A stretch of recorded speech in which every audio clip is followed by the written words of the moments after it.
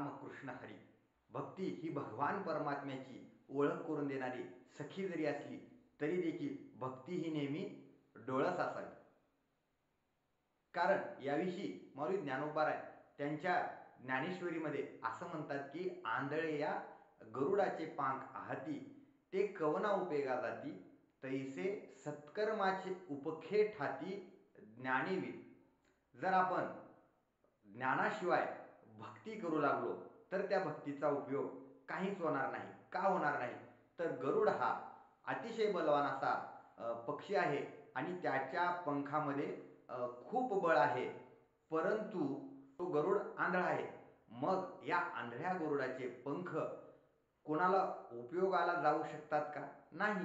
त्याचे पंख त्याला स्वतःला देखील उपयोगी पडणार नाहीत, कारण त्यानं जरी पंखाच्या बळावर झेप घेतली तरी त्याला डोळे नसल्यामुळे तो एखाद्या झाडाला धडकून त्या ठिकाणी मृत्यूला पावू शकतो. त्याप्रमाणेच आपण भक्ती करत असलो आणि ती करत असताना या एखाद्या साधनेमधून आपल्याला काय फळ मिळणार आहे आणि हे कसं केलं पाहिजे याचं जर ज्ञान नसलं तरी एखादं सत्कर्म करत असताना देखील आपल्याकडून काही दोष घडले तरी त्या दोषामुळं त्या सत्कर्माचं आपल्याला यथोचित फळ मिळत नाही.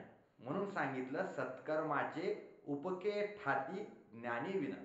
सत्कर्मच करायला असतो, परंतु त्या सत्कर्माचं पूर्ण ज्ञान करून घेऊन मग त्या सत्कर्मात तू रत हो, ते सत्कर्म तू आचरण कर. असं केल्यानेच तुला त्या सत्कर्माचं फळ भेटेल असं माऊली ज्ञानोबा ज्ञानेश्वरीमध्ये सांगतात. सर्वांना रामकृष्ण हरी.